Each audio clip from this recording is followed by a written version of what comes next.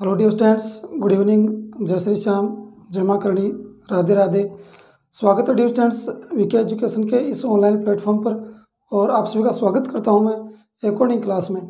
Dear students, recently आपका जो topic continue कर रहे हैं वो आपका सब्जेक्ट वर्ब एग्रीमेंट का टॉपिक हम कंटिन्यू कर रहे हैं और इसी को लेकर के हमने जो क्लासेज अब तक हुई हैं उन क्लासेज में हमने सब्जेक्ट वर्ब एग्रीमेंट के टॉपिक को लेकर के ही बहुत सारी रूल्स एंड रेगुलेशंस को पढ़ने की, उनको डिस्कस करने की काफ़ी कोशिश की और उसी के कुछ रूल्स भी हमने उनमें वहाँ पर जानने की कोशिश की है। आइए डियर स्टूडेंट्स, आज की लोग क्लास रहने वाली है वो एज यूजुअल जैसा कि बात करें, जैसा कि अपना टॉपिक चल रहा है सब्जेक्ट वर्ब एग्रीमेंट या सब्जेक्ट वर्ब कॉन्कर्ड जिसे हम बोलते हैं, उसी में हम बात करेंगे और आज की क्लास अपनी उसी टॉपिक को लेकर के रहने वाली है। आइए बात करते हैं आज की क्लास में और ज़्यादा टाइम वेस्ट ना करते हुए और इसी उम्मीद के साथ कि आपकी पढ़ाई भी अच्छे से चल रही हो, आप अच्छे से अपनी स्टडी कर रहे हो, इसी उम्मीद के साथ आज की क्लास को स्टार्ट करते हैं और देखते हैं आज की क्लास में।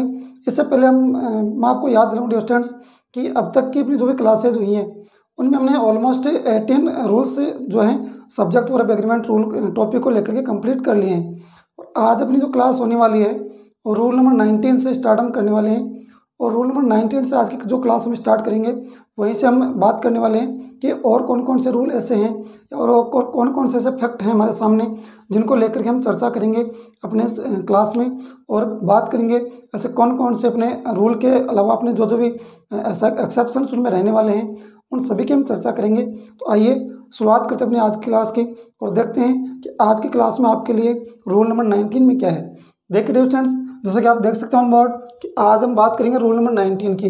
इससे पहले अपने रूल नंबर 18 तक कंप्लीट हो चुके हैं। रूल नंबर 19 क्या कहता है, देख सकते हैं आप, किसी भी वर्ब का सब्जेक्ट रिलेटिव प्रोनाउन जिसमें हु, व्हाट, विच और दैट होने पर यानी रिलेटिव प्रोनाउन होने पर आने वाली जो क्रिया होगी वो रिलेटिव प्रोनाउन यानी संबंधवाचक जो सर्वनाम होता है उससे ठीक पूर्व जो शब्द लगा होता है, जिसे हमें ग्रामर की या ग्रामेटिकली से हम बात करें तो एंटीसीडेंट जिसे बोलते हैं, एंटीसीडेंट या पुरोगामी शब्द के अनुसार होगी। ध्यान रखें यहाँ पर ये एकदम इजी आपका रूल है। हम इस प्रकार से इसको समझने वाले हैं कि किसी भी वर्ब, कोई भी वर्ब आपके पास है, किसी भी सेंटेंस में वर्ब की बात करते हैं, अगर उस वर्ब का आने वाला जो सब्जेक्ट है अगर वो सब्जेक्ट आपका रिलेटिव प्रोनाउन होने पर, ध्यान रखें किसी भी वर्ब का अगर सब्जेक्ट कोई रिलेटिव प्रोनाउन है, रिलेटिव प्रोनाउन में भी अगर बात करें तो स्पेशली हु, व्हाट, विच और दैट, इन चार की अगर बात करेंगे हु, व्हाट, विच और दैट, इनमें से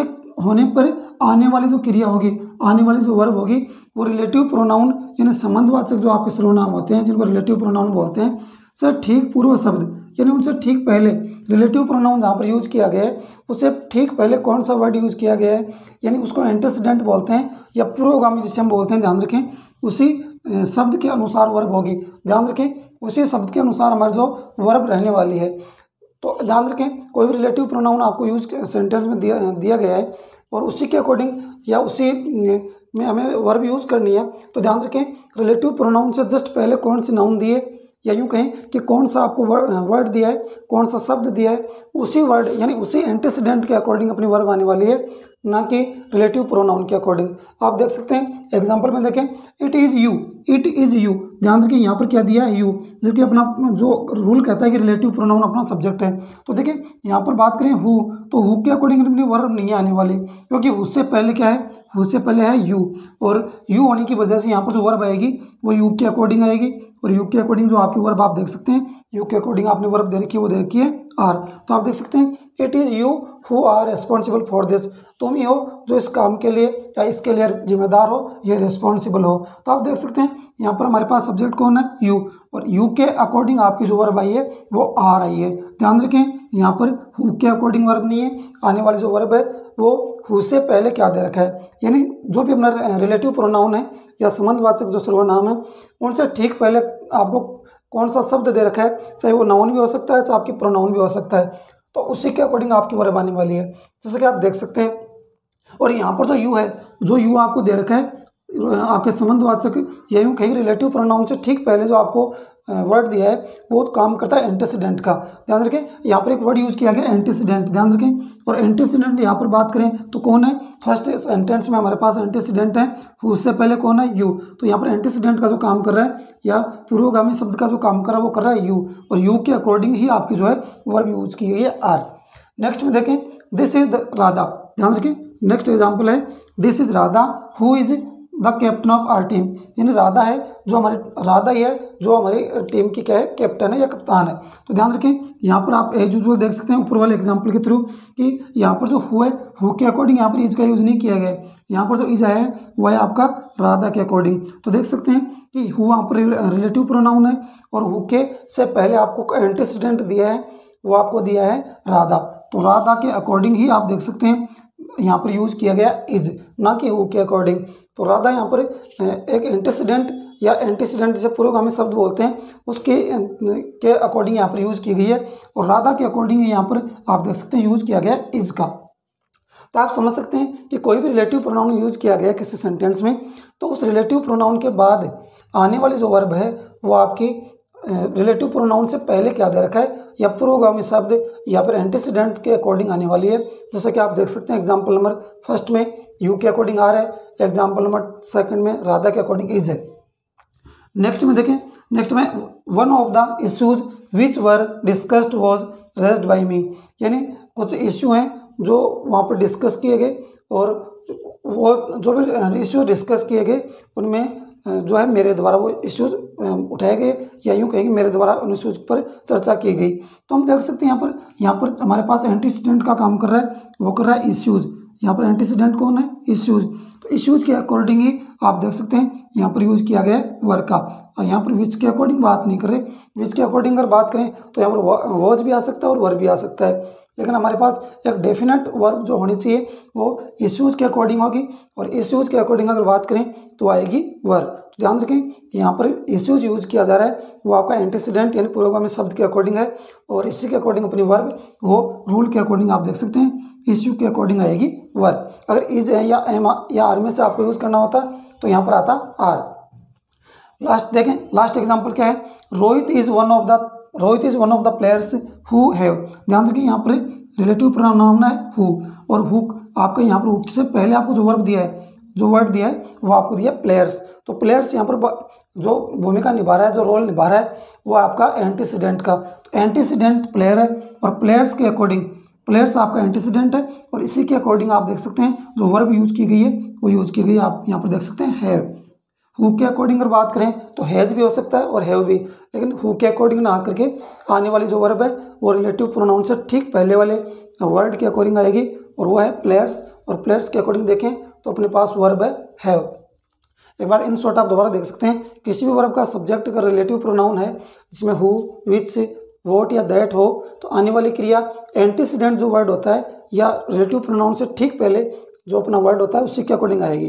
फर्स्ट एग्जांपल में देख सकते हैं कि यहाँ पर हु से पहले यू दे रखा है और यू एंटीसीडेंट है, इसी के अकॉर्डिंग आप देख सकते हैं आर का यूज किया गया है। एग्जांपल नंबर सेकंड में देखें, यहाँ पर राधा है, this is Radha who is the captain of our team. तो राधा यहाँ पर दे रखा है, और राधा के अकॉर्डिंग देखें तो यहाँ पर यूज किया गया इज का। तो राधा यहाँ पर बात करें तो हु के मुकाबले अगर बात करें तो यूज किया गया राधा का, और राधा एक एंटीसीडेंट की भूमिका निभा रही है। एग्जाम्पल नंबर थर्ड में देखें आप, one of the issues which were discussed was raised by me. यहाँ पर जितने भी इश्यूज हैं, यहाँ पर इश्यूज की बात करें और इश्यूज एक एंटीसीडेंट की भूमिका निभा रहा है, इसलिए यहाँ पर यूज किया गया वर्ब का। और लास्ट एग्जांपल में देख सकते हैं, Rohit is one of the players who have been selected for Australia tour. Rohit एक ऐसा प्लेयर है, या यूँ कहें कि रोहित उन प्लेयर्स में से एक है जो ऑस्ट्रेलिया टूर के लिए चुने गए। ध्यान रखें यहाँ पर प्लेयर्स एक एंटीसीडेंट की भूमिका निभा रहा है, और उसी के अकॉर्डिंग आप देख सकते हैं यूज किया गया हैव का।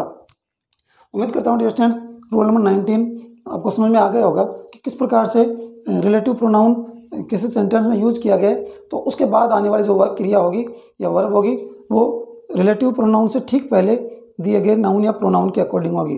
अगर वो सिंगुलर है तो वर्ब सिंगुलर होगी, अगर वो प्लूरल है तो आने वाली वर्ब भी आपकी प्लूरल होने वाली है। ये एक सिंपल सा रूल है जो आपको समझना और इसको कंप्लीट अंडरस्टैंड करना ज़रूरी है। आइए डियर स्टूडेंट्स, अब हम बात करते हैं रूल नंबर 20 की, और देखते हैं कि रूल नंबर 20 में क्या है।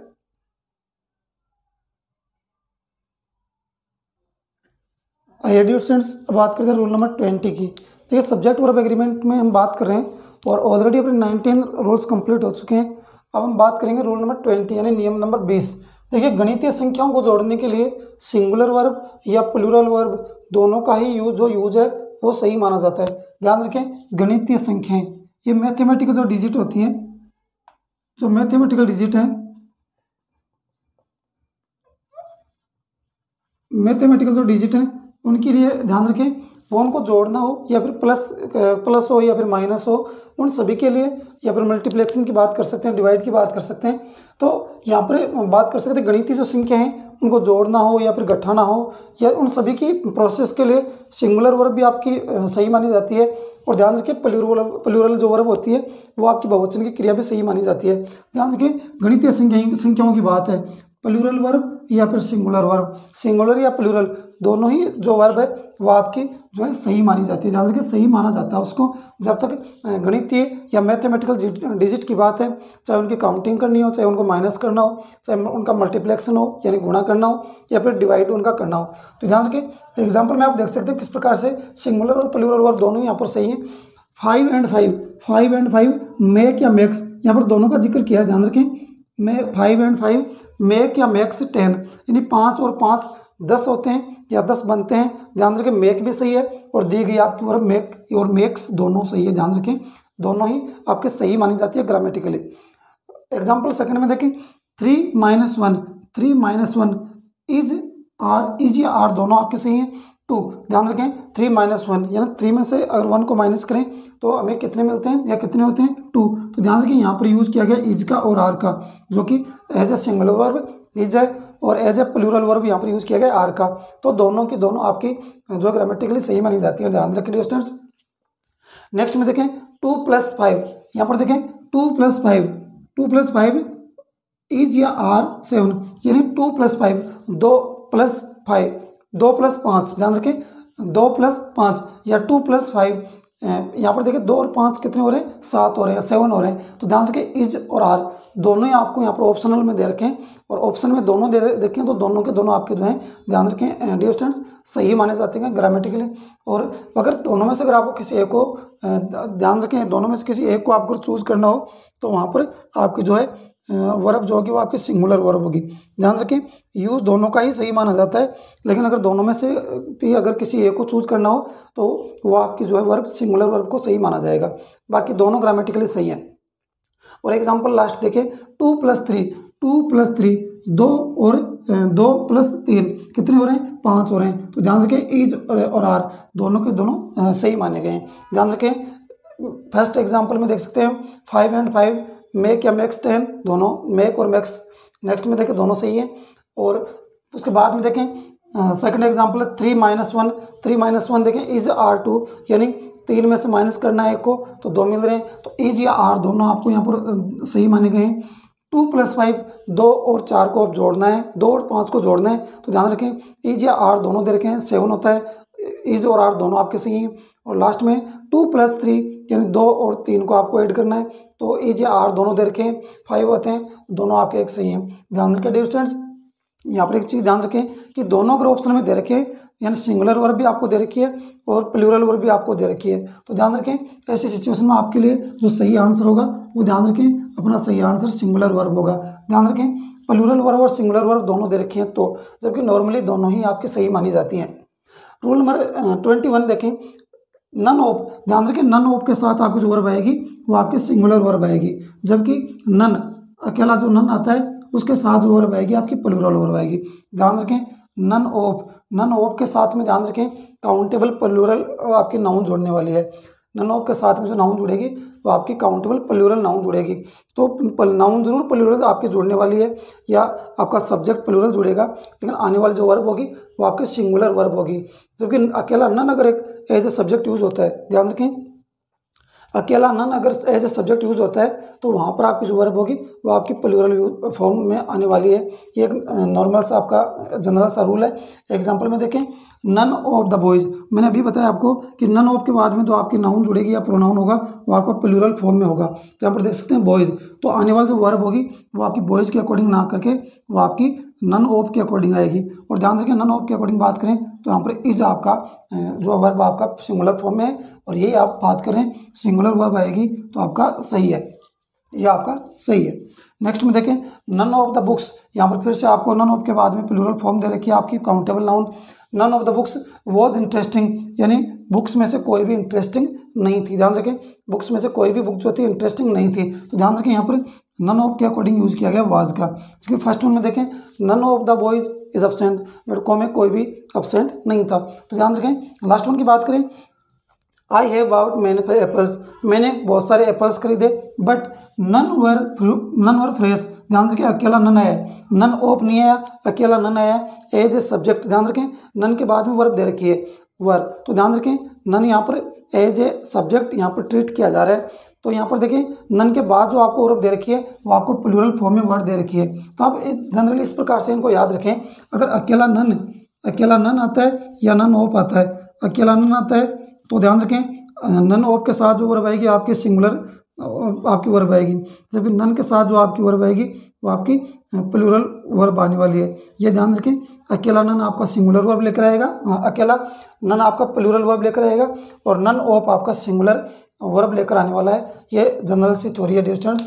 उम्मीद करता हूँ रूल नंबर 20 और रूल नंबर 21 कहता है कि गणितीय जो प्रोसेस होती है, चाहे प्लस हो चाहे माइनस हो चाहे मल्टीप्लेक्शन हो, उन सभी के लिए हमें सिंगुलर फॉर्म में वर्ब यूज़ करते हैं, लेकिन उनके लिए अगर देखा जाए तो ग्रामेटिकली प्लूरल फॉर्म भी आपकी सही मानी जाती है, ध्यान रखें।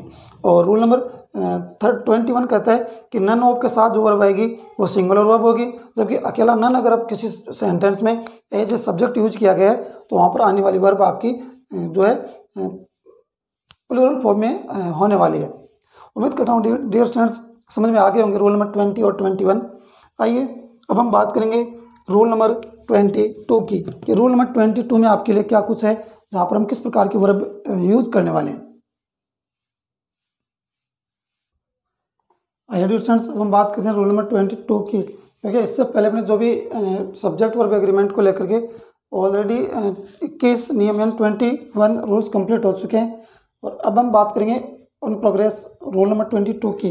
देख सकते हैं कि रूल नंबर 22 में किस प्रकार से हम बात करेंगे, जब दो सब्जेक्ट, ध्यान रखिए दो सब्जेक्ट प्रीपोजिशन से जुड़े हों, ध्यान रखिए जुड़ने वाले दोनों ही सब्जेक्ट किससे हों, प्रीपोजिशन से जुड़े हों, तो वर्ब का यूज फर्स्ट सब्जेक्ट यानी फर्स्ट सब्जेक्ट या फिर प्रथम कर्ता के अकॉर्डिंग के अनुसार होने वाला है।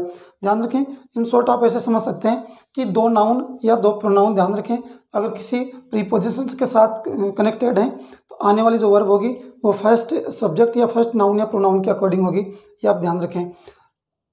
नॉर्मल सा रूल है डियर स्टूडेंट, ध्यान रखें, लेकिन कई बार मिस्टेक गलतियां हो जाती हैं। देखिए किस प्रकार से एग्जांपल देख सकते हैं आप, the markers on the table, ध्यान रखिए यहाँ पर हमारे पास सेकंड जो आपका सब्जेक्ट है वो होगा ना टेबल, फर्स्ट कौन है मार्कर्स, तो आने वाली जो आपकी वर्ब है वो आपकी देख सकते हैं कि यहाँ पर मार्क के अकॉर्डिंग जो आपकी वर्ब होगी वो आपकी आने वाली वो होगी आपकी, तो मार्कर के अकॉर्डिंग आप देख सकते हैं यहाँ पर दे रखा है is, the marker on the table is yours, तो मार्कर के अकॉर्डिंग आपकी यहाँ पर यूज कर रखी है वर्ब इज। जबकि नेक्स्ट में देखें two books in my bag, यहाँ पर प्रीपोजिशन है, ध्यान रखें in, two books in my bag यानी मेरे बैग में जो दो बुक्स हैं, ध्यान रखें यहाँ पर बुक्स के अकॉर्डिंग जो आपकी वर्ब आएगी वो आपकी आएगी यहाँ पर आर। देख सकते हैं फर्स्ट सब्जेक्ट आपका बुक्स है, सेकंड यहाँ पर अपना सब्जेक्ट है या सेकंड नाउन जो आपकी हुआ है बैग, तो नाउन फर्स्ट सब्जेक्ट या फर्स्ट नाउन के अकॉर्डिंग अपनी जो है वर्ब आने वाली है डियर स्टूडेंट्स। एग्जाम्पल 3 की बात करें डियर स्टूडेंट्स तो आप देख सकते हैं the quality of these pens, the quality of these pens, ध्यान रखें यहाँ पर पेन्स हैं, the quality of these pens is not good, तो यहाँ पर देखिए प्रीपोजिशन की तरह बिहेव किया गया ऑफ के द्वारा, और ऑफ से पहले अगर बात करें तो आप देख सकते हैं यहाँ पर सब्जेक्ट फर्स्ट दिया है क्वालिटी, सेकंड आपका सब्जेक्ट है पेन, तो ध्यान रखें पेन्स के अकॉर्डिंग अपनी वर्ब यूज़ नहीं होगी, बल्कि फर्स्ट सब्जेक्ट यानी क्वालिटी के अकॉर्डिंग अपनी वर्ब यूज़ होगी, और क्वालिटी के अकॉर्डिंग जो आपकी वर्ब आएगी वो आएगी आपकी इज। ध्यान रखें नॉर्मल सा रूल है, ध्यान रखें स्टूडेंट्स कि दो आपके सब्जेक्ट चाहे नाउन हो चाहे प्रोनाउन हो, अगर प्रीपोजिशन से कनेक्टेड है तो आने वाली जो वर्ब होगी वो आपकी किसी जो फर्स्ट सब्जेक्ट है उसी के अकॉर्डिंग, या फर्स्ट जो नाउन प्रोनाउन है उसी के अकॉर्डिंग आपकी वर्ब होने वाली है। ध्यान रखें अगर सिंगुलर है तो सिंगुलर वर्ब होगी, और फर्स्ट सब्जेक्ट आपका प्लूरल है तो आने वाली वर्ब भी आपकी प्लूरल ही होने वाली है। उम्मीद करता हूँ डियर स्टूडेंट्स रोल नंबर 22 दो सब्जेक्ट को कनेक्टेड करता है वर्ब प्रीपोजिशन से, और आने वाली वर्ब फर्स्ट सब्जेक्ट के अकॉर्डिंग होगी। एग्जांपल के थ्रू आप समझ सकते हैं। फर्स्ट एग्जांपल में मार्कर के अकॉर्डिंग आपकी वर्ब आई है इज, सेकंड में बुक्स के अकॉर्डिंग आपकी वर्ब आई है आर, और लास्ट वन में आपकी जो इज आपकी जो वर्ब आई है वो आई है आपकी क्वालिटी के अकॉर्डिंग। उम्मीद करता हूँ समझ गए होंगे आप। रूल नंबर 23 बात करते हैं कि नथिंग बट। ध्यान रखें यहाँ पर एक हमारे पास वर्ड है वो है नथिंग बट। नथिंग बट के बाद हमेशा सिंगुलर वर्ब का यूज होगा। ध्यान रखें नथिंग बट के बाद आने वाली जो वर्ब होगी, ध्यान रखें नथिंग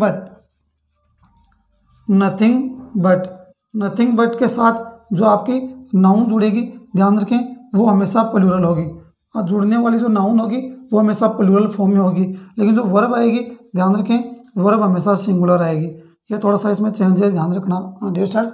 नथिंग बट के साथ आने वाली जो नाउन होगी वो आपकी प्लूरल फॉर्म में होगी, लेकिन जुड़ने वाली वर्ब आपके सिंगुलर फॉर्म में होने वाली है। एग्जाम्पल के थ्रू देख सकते हैं आप नथिंग बट, तो नथिंग बट के साथ जुड़ने वाली नाउन देखें आप प्लूरल फॉर्म में है, लेकिन आने वाली जो वर्ब है ध्यान रखिए सिंगुलर फॉर्म में। रूल भी ये कहता है कि नथिंग बट के साथ हमेशा सिंगुलर वर्ब होगी। यहाँ पर देखें जुड़ने वाली नाउन आपकी प्लूरल फॉर्म में, लेकिन आने वाली वर्ब आपके सिंगुलर फॉर्म में होगी। ये आप ध्यान से देख सकते हैं। Nothing but boys in found there in the class, यानी क्लास में लड़कों के अलावा कुछ भी नहीं मिला, लड़कों के अलावा कुछ भी मिला, केवल यानी क्लास में लड़के थे। लास्ट वन देखें nothing but people is seen there on the road, यानी सड़क पर लोग ही लोग थे, यानी लोग ही लोग नजर आ रहे थे, लोग या लोगों के अलावा सड़क पर कुछ भी नहीं था। तो देख सकते हैं नथिंग बट के साथ जुड़ने वाली जो आपकी नाउन है वो आपकी प्लूरल फॉर्म में है, लेकिन प्लूरल फॉर्म में होने के बावजूद भी यहाँ पर जो है वो वर्ब यूज़ की गई है इज, जो कि आपके नथिंग बट के अकॉर्डिंग यूज़ की गई है। ये रूल नंबर 23 कहता है। रूल नंबर 23 यही कहता है कि नथिंग बट के बाद हमेशा सिंगुलर वर्ब होगी, जैसा कि example number first and second में आप देख सकते हैं। नथिंग बट के बाद बॉयज़ है लेकिन यूज किया गया इज का।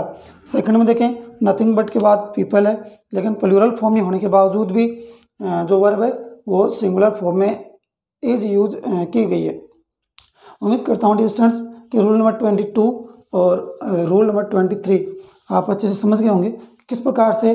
फर्स्ट 22 कहता है कि प्रीपोजिशन से दो सब्जेक्ट कनेक्ट होते हैं और आने वाली वर्ब फर्स्ट सब्जेक्ट के अकॉर्डिंग आएगी, और रूल नंबर 23 कहता है कि नथिंग बट के साथ हमेशा ही सिंगुलर वर्ब यूज होने वाली है। आइए डियर स्टूडेंट्स अब हम बात करेंगे रूल नंबर 24 की, और देखते हैं कि रूल नंबर 24 क्या आपके लिए कुछ नया लेकर है, या किस प्रकार से हम यहाँ पर वर्ब और सब्जेक्ट का कॉम्बिनेशन रखने वाले हैं। देखिए रूल नंबर 24। आइए डियर स्टूडेंट्स अब बात करते हैं मैं रूल नंबर 24 की। अभी हम रिसेंटली बात कर रहे हैं, एक अपने कंटिन्यू टॉपिक को कर रहे हैं, और वो अपना टॉपिक है सब्जेक्ट वर्ब एग्रीमेंट, और इसी टॉपिक में हम बात कर रहे हैं रूल नंबर 24 की। बात करें नियम नंबर 24 की, तो देख सकते हैं 2+V1। ध्यान रखें अब बात करेंगे 2+V1 की, और 2+V1 क्या होता है ध्यान रखें, इसी को बोलते हैं इन्फिनेटिव। ये आपकी इसी को हम बात करेंगे, ये आपकी इन्फिनेटिव होने वाली है, ये आपकी इन्फिनेटिव होगी। इन्फिनेटिव वर्ब इसको बोलते हैं 2+V1 को। तो ध्यान रखें 2+V1 हो या फिर V1 + ING फॉर्म हो, तो सब्जेक्ट के रूप में आने पर, सब्जेक्ट के रूप में अगर आपकी 2+V1 आती है या फिर V1 + ING आती है, तो आने वाली जो वर्ब होगी वो आपके सिंगुलर फॉर्म में होने वाली है। ध्यान रखें V1 + ING अगर सब्जेक्ट के रूप में आती है तो ध्यान रखें उसको हम जेरंड फॉर्म बोलते हैं। ध्यान रखें अगर आपकी कोई भी वर्ब है, अगर वो आपकी कोई भी वर्ब आपकी आईएनजी फॉर्म में आती है और आईएनजी फॉर्म में वो अगर एज ए सब्जेक्ट या एज ए ऑब्जेक्ट अगर काम करती है किसी सेंटेंस में, तो वहाँ पर उस वर्ब को हम जेरंड वर्ब के रूप में वहाँ पर हम देखने वाले हैं, या उसको जेरंड फॉर्म हम बोलने वाले हैं। तो अब हम बात करते हैं रूल में चले, तो रूल कहता है कि 2 + V1 जिसको इन्फिनेटिव बोलेंगे, या फिर V1 + ING, V1 + ING से बोलते हैं जेरंड फॉर्म बोलने वाले हैं। ध्यान रखें, जब वो एज ए सब्जेक्ट या एज ए ऑब्जेक्ट यूज होती है तो सब्जेक्ट के रूप में यूज होगी, तो किस प्रकार से आने वाली जो वर्ब होगी वो आपकी सिंगुलर वर्ब होने वाली है। एग्जाम्पल में देखें, टू स्टडी, ध्यान रखें 2 + V1 आया है तो ये आपकी इन्फिनेटिव की तरह यूज होगी। टू स्टडी सीरियसली इज, ध्यान रखें टू स्टडी, यहाँ पर टू स्टडी दे रखा है तो टू स्टडी के अकॉर्डिंग यहाँ पर ध्यान रखें आने वाली जो वर्ब होगी वो सिंगुलर फॉर्म में होगी और वह है इज, यानी सीरियसली स्टडी करना बेनिफिशियल है या फायदेमंद है। नेक्स्ट देखें, to play is good for health, यानी खेलना हेल्थ के लिए अच्छा है। ध्यान रखें खेलना हेल्थ के लिए अच्छा है, तो यहाँ पर टू प्ले आपकी वर्ब दे रखी है जो कि इन्फिनेटिव की तरह है, और इसके बाद में जो आपको वर्ब दे रखी है, क्योंकि इसके बाद में जो आपकी वर्ब आ रही है वो आ रही है आपकी इज। तो टू प्ले के अकॉर्डिंग आप देख सकते हैं, यानी इन्फिनेटिव के अकॉर्डिंग यूज की गई आपकी वर्ब वो है आपकी इज, जो जैसा कि आप देख सकते हैं सिंगुलर फॉर्म में यूज की गई है। नेक्स्ट देखें, स्विमिंग इज ए, ध्यान रखें यहाँ पर स्विमिंग और ईटिंग दोनों आईएनजी फॉर्म में और दोनों ही एज ए सब्जेक्ट यूज हुई हैं, तो ध्यान रखें इस प्रकार से अगर आईएनजी फॉर्म में आती हैं आपकी मेन वर्ब और वो एज ए सब्जेक्ट या एज ए ऑब्जेक्ट यूज होती हैं, या फिर वो कहें कि एज ए नाउन यूज होती हैं, तो ध्यान रखें उसको जेरंड फॉर्म हम बोलने वाले हैं। तो ध्यान रखें swimming is a good healthy exercise, तो स्विमिंग आपकी एज ए सब्जेक्ट यूज हुई है यानी जेरंड फॉर्म की तरह यूज हुई है, तो आपका यूज किया गया जो है वर्ब आपका इज है। ध्यान रखें यहाँ पर गलती से भी आर ना करें वरना अन्यथा आपका जो है आंसर गलत हो जाएगा, गलत माना जाएगा। नेक्स्ट में देखें, ईटिंग टू मच, ध्यान रखें ईटिंग टू मच बहुत ज़्यादा खाना इज ए बैड हैबिट, ध्यान रखें ईटिंग के अकॉर्डिंग आपकी जो वर्ब है वो आपकी यूज की गई है इज, यानी ज़्यादा खाना एक बैड हैबिट है। तो आप समझ सकते हैं ईटिंग और स्विमिंग दोनों यहाँ पर जेरंड फॉर्म की तरह यूज हुई हैं, तो दोनों में ही आप देख सकते हैं singular form of the verb use किया गया इज। जबकि example number first and second में देखें, टू स्टडी और टू प्ले दोनों में ही देख सकते हैं यहाँ पर आपकी इन्फिनेटिव वर्ब की तरह यूज हुआ है, तो यहाँ पर भी देख सकते हैं सिंगुलर फॉर्म इज का ही यूज डिस्टेंस यूज किया गया है। उम्मीद करता हूँ कि रूल नंबर 22 जिसमें 2 + V1 इन्फिनेटिव वर्ब है और V1 + ING जिसे जेरंड फॉर्म हम मानने वाले हैं, समझने वाले हैं, जो एज ए सब्जेक्ट या एज ए ऑब्जेक्ट यूज होती है या फिर यूँ कहें कि एज ए नाउन यूज होती है, तो वहाँ पर singular form of the verb use होगी, जैसा कि आप एग्जाम्पल नंबर 1 से 4 में तक देख सकते हैं। रूल नंबर 25 की बात करें तो देख सकते हैं कुछ वर्ड्स जिनके साथ सिंगुलर वर्ब यूज होती है। ध्यान रखें कुछ वर्ड्स ऐसे हैं जो जिनके साथ हमेशा ही आपकी सिंगुलर वर्ब यूज होगी। देखें फर्स्ट वन की बात करें, सिंगुलर वर्ब इनके साथ किनके साथ यूज होगी। देखें फूड, इसके बाद में होगा क्लास, क्लास के बाद में clothing, furniture, advice, information, crockery, stationery और लास्ट वन है कटलरी। कुछ इंपॉर्टेंट वर्ड हैं, food, class, clothing, furniture, advice, information, उसके बाद में क्रोकरी, स्टेशनरी और कटलरी। कुछ इंपॉर्टेंट वर्ड हैं जो आपको ध्यान रखना है, इनके साथ हमेशा सिंगुलर वर्ब यूज होगी। एग्जाम्पल देखें, the cutlery of Gupta period is very famous, यानी गुप्त काल जो था या गुप्त जो शासक रहे हैं, राजा रहे हैं, उनका जो पीरियड रहा, उनका जो समय रहा, उसकी कटलरी, उस समय की कटलरी आप समझ सकते हैं स्टूडेंट्स, जो बर्तन जो होते हैं या फिर जो उस समय के मर्तबान हुआ करते थे, जो बर्तन हुआ करते थे, उनको यहाँ पर आइडेंटिफाई किया गया है कि उस समय की जो कटलरी थी वो काफ़ी फेमस है, उस समय की कटलरी काफ़ी फेमस है। तो ध्यान रखें कटलरी यहाँ पर यूज़ किया गया है और कटलरी के जो अकॉर्डिंग वर्ब आई है, ध्यान रखें आप देखें यहाँ पर फर्स्ट सिंगुलर फॉर्म आपकी यूज की गई है इज। जबकि नेक्स्ट देखें ऑल द फर्नीचर, यहाँ पर आपका नेक्स्ट जो वर्ड यूज़ किया गया फर्नीचर, और आगे देखें वर्ब आपकी यूज़ की गई है वॉज। फर्नीचर के अकॉर्डिंग आप देखें यहाँ पर वर्ब यूज़ की गई है was, singular form he use की गई है। इन सभी वर्ड्स के साथ आने वाली वर्ब आपकी सिंगुलर फॉर्म रहने वाली है, जैसा कि आप देख सकते हैं। एग्जाम्पल नंबर 3 क्या कहता है, the information you gave me is not true, तो यहाँ पर आपका वर्ड है इन्फॉर्मेशन, और इन्फॉर्मेशन के अकॉर्डिंग आप देख सकते हैं यूज किया गया सिंगुलर फॉर्म इज का। और लास्ट वन है the food in the party was delicious, यानी पार्टी में जो खाना था वो डिलीशियस यानी स्वादिष्ट था, तो फूड के अकॉर्डिंग वर्ब यूज की गई है आप देख सकते हैं फूड के अकॉर्डिंग वर्ड जो वर्ब आई आपकी वॉज। तो आप देख सकते हैं ये आपके फर्स्ट, सेकंड, थर्ड और फोर्थ चारों ही आपके एग्जांपल हैं जो रूल नंबर 25 में है कि कुछ वर्ड्स हैं जिनके साथ आप सिंगुलर फॉर्म हमेशा यूज़ करते हो, चाहे वो फूड हो, चाहे वो आपका class, clothing, furniture, advice, information, crockery, stationery और कटलरी। उम्मीद करता हूँ डियर स्टूडेंट्स कि रूल नंबर 24, 25 आप समझ गए होंगे। रूल नंबर 25 कहता है कि इन्फिनेटिव इन 2 + V1 और या फिर जेरेंड फॉर्म जैसे V1 + ing as a noun use होती है, यानी एज ए सब्जेक्ट या एज ए ऑब्जेक्ट यूज होती है, तो आने वाली वर्ब आपकी सिंगुलर फॉर्म में होगी। जैसे कि आप देख सकते हैं एग्जाम्पल नंबर फर्स्ट, सेकंड में टू स्टडी और टू प्ले, एग्जाम्पल थर्ड और फोर्थ में स्विमिंग और ईटिंग, सभी में singular form of verb is का यूज किया गया है। और रूल नंबर 25 कहता है कि कुछ इंपॉर्टेंट वर्ड्स हैं जैसा कि आप देख सकते हैं, इन सभी के साथ सिंगुलर वर्ब आपकी यूज होगी। फर्स्ट एग्जांपल में कटलरी जिसके अकॉर्डिंग इज यूज किया गया है, सेकंड में फर्नीचर जिसके अकॉर्डिंग वॉज यूज किया गया है, और थर्ड में इंफॉर्मेशन के अकॉर्डिंग इज, और लास्ट वन है फूड जिसमें फूड के अकॉर्डिंग आपकी वर्ब आई है वॉज। उम्मीद करता हूँ डियर स्टूडेंट्स ये रूल नंबर 24 और रूल नंबर 25 अच्छे से आपको क्लियर हो गया होगा। अब हम अपने क्लास के अंतिम पड़ाव की तरफ हैं, तो कुछ एक रूल और समझने वाले हैं। तो आइए बात करते हैं रूल नंबर 26 की। आइए डियर स्टूडेंट्स अब हम बात करने वाले हैं सब्जेक्ट वर्ब एग्रीमेंट में ही रूल नंबर 26 की। इससे पहले अपने रूल नंबर 25 तक कंप्लीट हो चुके हैं। और रूल नंबर 26 क्या कहता है, देखिए किसी एडजेक्टिव से पूर्व द लगाने पर वह संपूर्ण समुदाय या जाति का बोध करवाता है तो वर्ब आपके प्लूरल फॉर्म में होगी। ध्यान रखें सीधा सा रूल है कि किसी भी एडजेक्टिव से पहले अगर द लगाओ, ध्यान रखें एडजेक्टिव से पहले या किसी भी विशेषण से पहले कोई भी डिटरमाइनर्स द लगाओ तो ध्यान रखें द लगने के बाद वो यदि वो एडजेक्टिव किसी संपूर्ण समुदाय या किसी जाति का बोध करवाता है, यानी वो बात सभी पर लागू होनी चाहिए।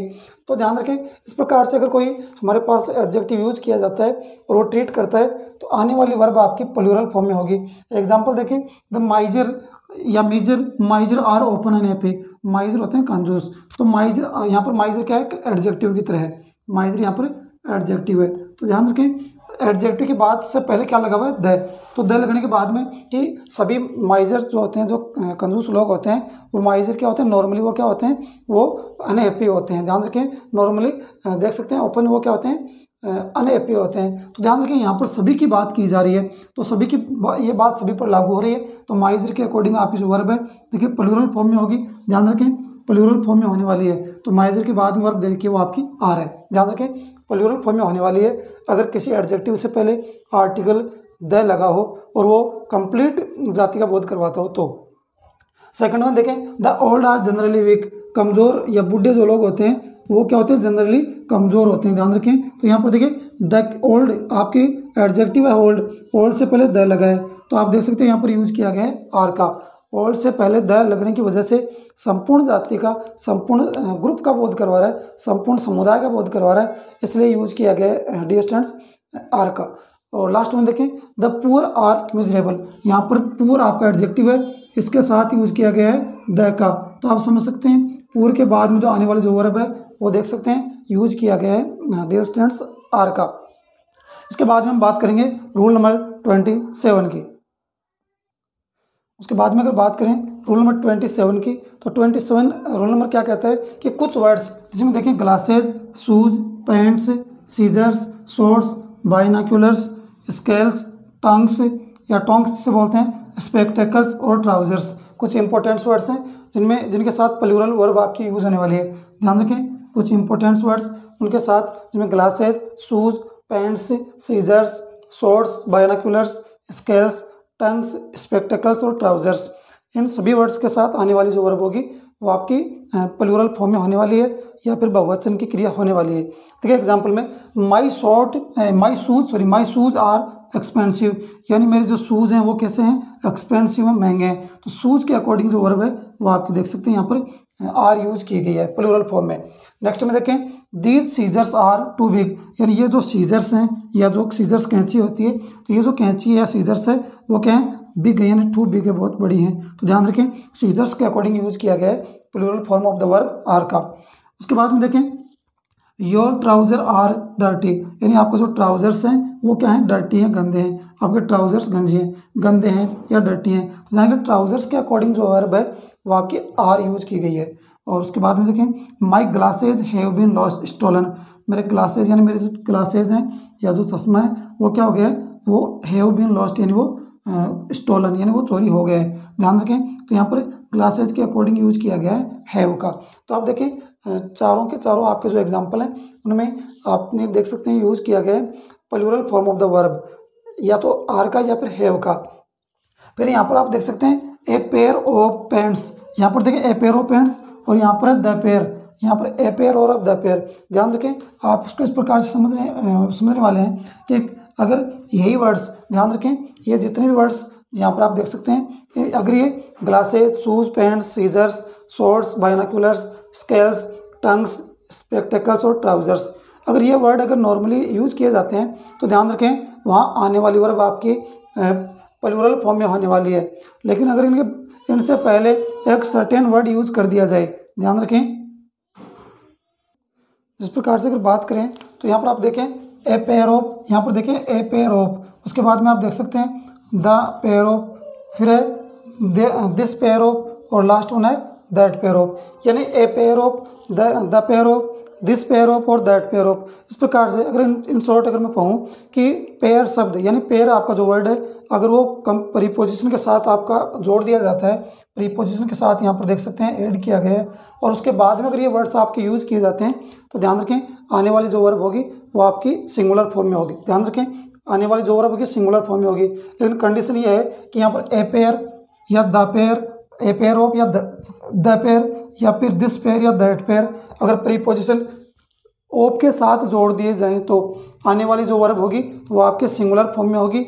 ये वर्ड्स जो आपके सामने हैं रूल नंबर 27 में अगर जनरली यूज किए जाते हैं तो प्लूरल फॉर्म होगी यानी बहुवचन की क्रिया आएगी। लेकिन पेयर वर्ड के साथ यानी ए पेयर, द पेयर या दिस पेयर या दैट पेयर के साथ प्रीपोजिशन ऑफ के साथ जोड़ दिए जाएं तो आने वाली वर्ब आपके सिंगुलर फॉर्म में होने वाली है, ये ध्यान रखें। एग्जाम्पल देखें ए पेयर ऑफ, ध्यान रखें यहाँ पर देख सकते हैं आप ए पेयर ऑफ पैंट्स, यहाँ पर देखें a pair of pants was, यहाँ पर देखें a pair of pants was bought, यानी पैंट्स का एक जोड़ा खरीदा गया या खरीद लिया गया। तो ध्यान रखें यहाँ पर आई जो आपका वर्ब वॉज यूज किया गया है वो पैंट्स के अकॉर्डिंग नहीं किया गया, क्योंकि पैंट्स के अकॉर्डिंग अगर रूल के अकॉर्डिंग देखें तो यहाँ पर वर आना चाहिए। लेकिन यहाँ पर देखें ए पेयर ऑफ यूज किया गया है इसलिए आने वाली जो वर्ब है वो यूज की गई है वॉज। नेक्स्ट में देखें यहाँ पर द पेयर ऑफ, यहाँ पर द पेयर ऑफ का यूज किया गया है, द पेयर ऑफ स्केल्स, तो आने वाली जो वर्ब है वो इज है और इज यूज की गई है आपकी द पेयर के अकॉर्डिंग। तो ध्यान रखें the pair of, a pair of, this pair of या दैट पेयर ऑफ अगर किसी इन सभी वर्ड्स के साथ जो कि आप देख सकते हैं अगर इनके साथ यूज की जाती है तो आने वाली जो वर्ब होगी वो सिंगुलर फॉर्म में होगी यानी एक वचन की क्रिया होगी। जबकि नॉर्मल अगर ये वर्ड यूज किए जाते हैं बिना इन वर्ड्स के, बिना पेयर वर्ड के साथ या बिना इन शब्दों के साथ तो आने वाली जो क्रिया होगी वो रूल के अकॉर्डिंग प्लूरल फॉर्म में या फिर बहुवचन क्रिया डियर स्टूडेंट्स होने वाली है। उम्मीद करता हूँ रूल नंबर 26 और 27 आपको समझ में आ गया होगा। 26 कहता है कि किसी भी एडजेक्टिव से पहले द लगाने पर यदि संपूर्ण समुदाय जाति का बोध करवाता है तो आने वाली वर्ब प्लूरल फॉर्म में होगी यानी बहुवचन क्रिया होने वाली है। माइजर के साथ द लगा हुआ है इसलिए यूज किया गया आर का। ओल्ड एडजेक्टिव है द लगा है, ध्यान रखें द की वजह से यूज किया गया है आर का। और लास्ट वन है द पुअर के अनुसार यूज किया गया आर का। रूल नंबर 27 कहता है कि कुछ इंपॉर्टेंट वर्ड्स हैं जिनमें glasses, shoes, pants, scissors, shorts, binoculars, scales, tongs, spectacles और ट्राउजर्स, ये सभी वर्ड्स प्लूरल फॉर्म में इनके साथ वर्ब यूज की जाएगी जनरली अगर ये आते हैं तो। जबकि अगर a pair of, this pair of, that pair of या द पेयर ऑफ के साथ अगर ये वर्ड जुड़ते हैं तो आने वाली वर्ब आपकी सिंगुलर फॉर्म में होगी, जैसा कि आप एग्जाम्पल में अच्छे से इनको देख सकते हैं। आइए डियर स्टूडेंट्स अब हम बात करते हैं अपने रूल नंबर 28 की।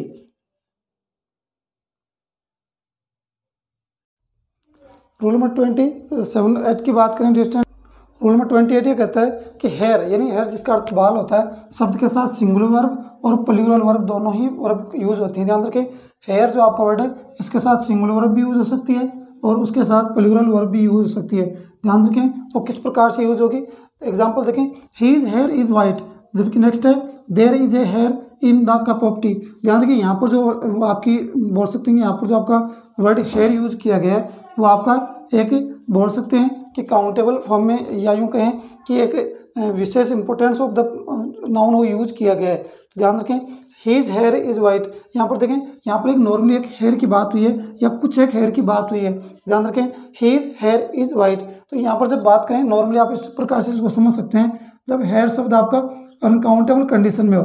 ध्यान रखें हेयर आपका जो वर्ड है अगर वो अनकाउंटेबल कंडीशन में हो तो आपकी जो वर्ब आएगी वो आपकी सिंगुलर वर्ब होगी। ध्यान रखें आने वाली जो वर्ब होगी वो आपकी सिंगुलर होगी, जबकि काउंटेबल नाउन में हो, ध्यान रखें अगर काउंटेबल फॉर्म में हो तो ध्यान रखें आने वाली वर्ब प्लूरल फॉर्म में होगी।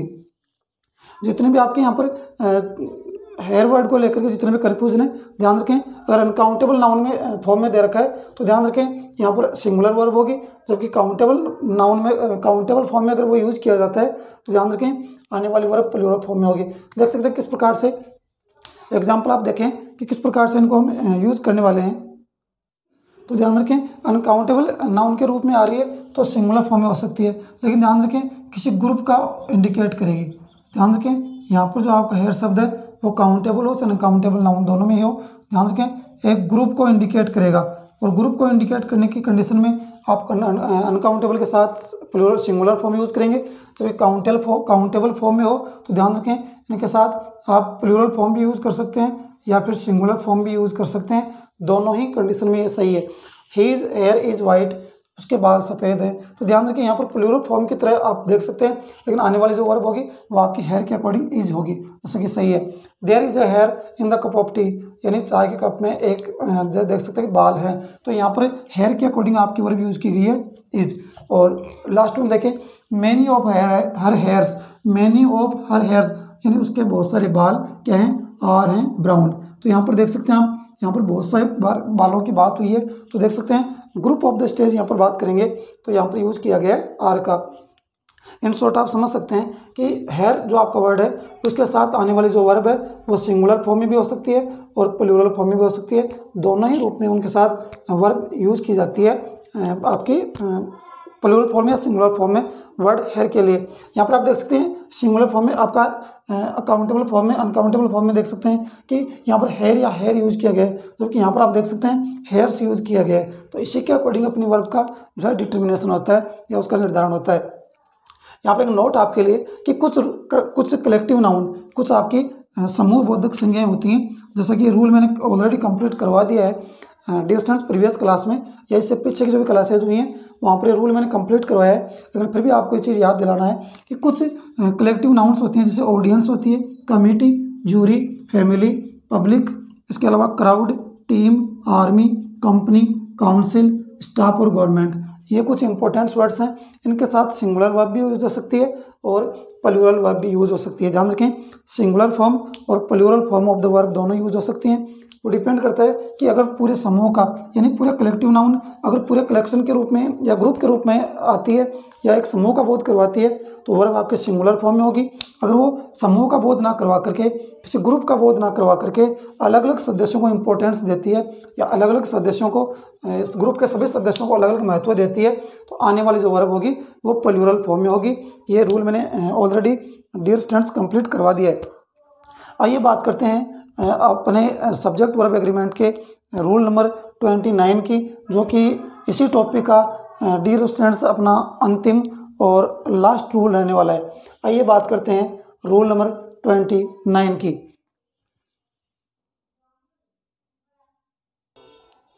डियर स्टूडेंट्स रूल नंबर 29 की बात करेंगे और ये अपना सब्जेक्ट वर्ब एग्रीमेंट का जो टॉपिक है उसी में रूल नंबर 29 जो लास्ट रूल है, इसी के रूल के साथ साथ अपना ये टॉपिक कंप्लीट होने वाला है डियर स्टूडेंट्स। तो देखते हैं रूल नंबर 29 क्या कहता है। कुछ वर्ड्स जो देखने में बहुवचन लगते हैं, ध्यान रखें कुछ वर्ड्स जो देखने में कैसे लगते हैं, प्लूरल फॉर्म में होते हैं, लेकिन हमेशा इनके साथ सिंगुलर वर्ब यूज होगी। ध्यान रखें आने वाली जो वर्ब होगी वो हमेशा आपकी सिंगुलर होगी, आपकी एक वचन होने वाली है।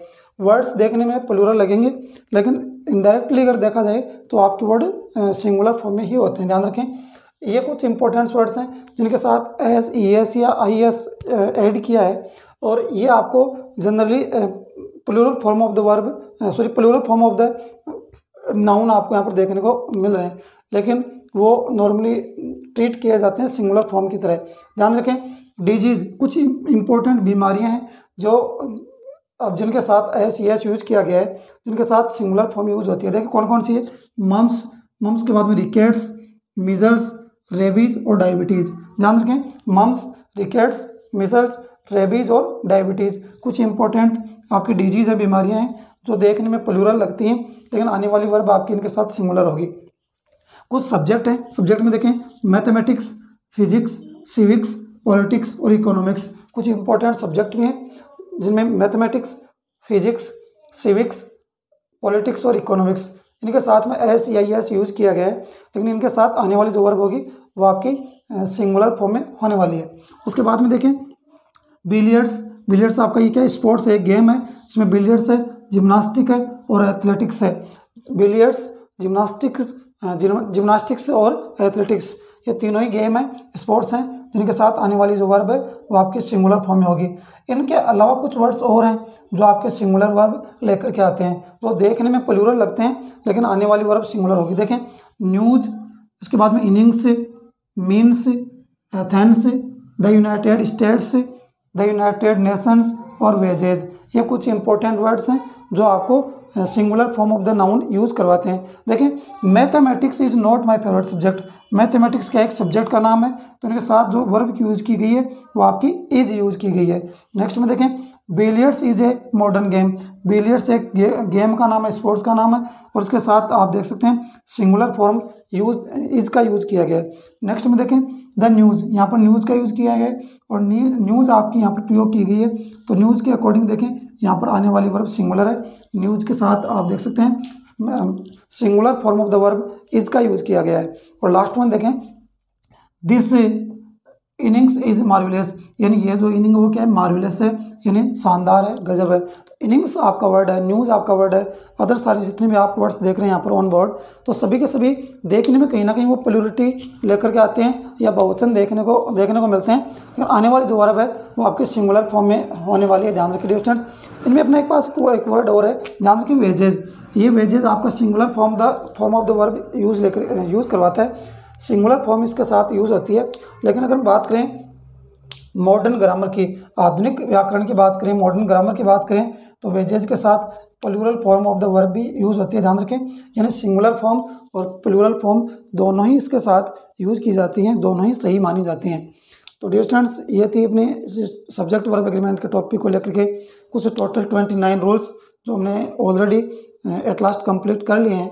अब हम बात करने वाले हैं आज के अपने वोकेब की, और आज के अपने वोकेब की बात करें तो दो इंपॉर्टेंट वर्ड्स अपने पास हैं, जिनमें फर्स्ट वन होगा इल्यूजन। इल्यूजन इसका अर्थ होता है भ्रम या फिर भ्रांति, और नेक्स्ट वन आपका वर्ड होगा इल टेम्पर्ड, जो जिसको बोल सकते हैं हम चिड़चिड़ा या बदमिजाज इसको बोल सकते हैं। आइए बात करते हैं आज की अपनी वोकेब की और देखते हैं दोनों ही वर्ड्स जिनके किस प्रकार के इनके सिनोनिम और एंटोनिम्स होने वाले हैं। आइए डियर स्टूडेंट्स, बात करते हैं अपनी आज की वोकेब की, और वोकेब की अगर बात करें तो फर्स्ट वन आपका आज का वर्ड रहेगा वो रहेगा इल्यूजन। इल्यूजन के अर्थ की बात करें, मीनिंग की बात करें तो देखिए भ्रांति या भ्रम इसका अर्थ होता है। सिनोनिम बात करें तो देखें सिनोनिम या पर्यायवाची में बात करें डिल्यूजन। डिल्यूजन के बाद में देखें फैंटेसी, हेलुसिनेशन, मिरेज के बाद में दिया मिसकॉन्सेप्शन। एक बार दोबारा देखिए स्टूडेंट्स, इल्यूजन अपना वर्ड है जिसमें देखिए भ्रम या भ्रांति इसका अर्थ होता है, और सिनोनिम में देखें डिल्यूजन, फैंटेसी, हेलुसिनेशन, मिरेज, और लास्ट वन है स्टूडेंट्स वो है मिसकॉन्सेप्शन। एंटोनिम्स की बात करें तो एंटोनिम्स में हमारे पास देखें ट्रुथ और वेरिटी, दो इंपॉर्टेंट वर्ड हैं, ध्यान रखें इल्यूजन के दोनों ही इंपॉर्टेंट एंटोनिम्स हैं ट्रुथ और वेरिटी। नेक्स्ट वर्ड आपका वर्ड आपके लिए आज का वो है इल टेम्पर्ड। अर्थ देखें, मीनिंग में देखें चिड़चिड़ा, यानी बदमिजाज जिसे बोल सकते हैं, चिड़चिड़ा जिसे बोल सकते हैं, इरिटेट जिसे बोल सकते हैं, इल टेम्पर्ड। सिनोनिम में देखें बैड टेम्पर्ड, इल टेम्पर्ड को आप बोल सकते हैं बैड टेम्पर्ड। क्लोरिक के बाद में दिया ग्रम्पी, इरिटेबल, टेस्टी, पेविस, और लास्ट में दिया पेटुलेंट। कुछ इंपॉर्टेंट सिनोनिम में ध्यान रखें, बैड टेम्पर्ड, क्लोरिक के बाद में दिया आपको, क्लोरिक के बाद में ग्रम्पी, इरिटेबल, टेस्टी, पेविस और पेटुलेंट। एंटोनिम्स की बात करें तो एंटोनिम में आप देखिए dear students, amiable, benign, benign के बाद में दिया गुड नेचर्ड और लास्ट वन में दिया है वो चेयरफुल। देखें एंटोनिम्स हैं एमिएबल, बेनिन, गुड नेचर्ड और चेयरफुल। डियर स्टूडेंट्स आज की क्लास में दोनों ही इंपॉर्टेंट वर्ड, इसमें फर्स्ट वन आपका था इल्यूजन और नेक्स्ट वन था आपका इल टेम्पर्ड। दोनों ही काफ़ी इंपॉर्टेंट वर्ड्स हैं डियर स्टूडेंट्स। जैसे देखा जाए अपने कंपटीशन की लेवल के एग्ज़ाम की या फिर बात करें स्कूलिंग एजुकेशन की, तो डियर स्टूडेंट्स इसी कॉन्सेप्ट के साथ कि आज के अपने दोनों ही इम्पोर्टेंट जो हैं वर्ड रहे हैं वोकैब के लिए, और ऑलरेडी हमने बात करें 29 रूल्स कंप्लीट कर लिए हैं। और इन्हीं रूल्स के साथ जो हमने इम्पोर्टेंट रूल्स आज की क्लास में कंप्लीट किए हैं, अपना जो टॉपिक था सब्जेक्ट वर्ब एग्रीमेंट वो अपना एट लास्ट कंप्लीट हो चुका है। इसमें ऑलमोस्ट अपने 5 या 6 क्लासेज हो चुकी हैं, और इसमें जितने भी अपने रूल्स हैं वो टोटल रूल्स हमने आपके लिए इंक्लूड करने की कोशिश की है कि कोई भी रूल आपके लिए ना छूटे या अलग ना रहे, जो जिसको लेकर के आपको कन्फ्यूज़न हो या फिर आपको वर्ब यूज़ करने में कोई दिक्कत आए। जितने सारे रूल्स बनते हैं इस टॉपिक के अंतर्गत सभी रूल्स को हमने इंक्लूड करने की कोशिश की है, और इसी के साथ अपना ये टॉपिक भी डियर स्टूडेंट्स कंप्लीट होता है। तो आज के क्लास के साथ अपना ये टॉपिक कंप्लीट होगा। नेक्स्ट अपनी जो भी क्लास होगी उसमें एक नया टॉपिक आपके लिए हम लेकर आएंगे और एक नए टॉपिक के साथ आप सभी के साथ जुड़ेंगे। तब तक के लिए अब हमें इजाज़त दीजिए। नेक्स्ट क्लास में आप सभी के साथ फिर से मुलाकात होगी। तब तक के लिए देखते रहिए और लगातार अंडरस्टैंड करते रहिए, वीके एजुकेशन के ऑनलाइन प्लेटफॉर्म के साथ जुड़े रहें। इसी उम्मीद के साथ कि नेक्स्ट क्लास एक और नए टॉपिक को लेकर के होने वाली है। अब हमें इजाज़त दीजिए। Thank you so much for watching this class. Good night. Thank you so much.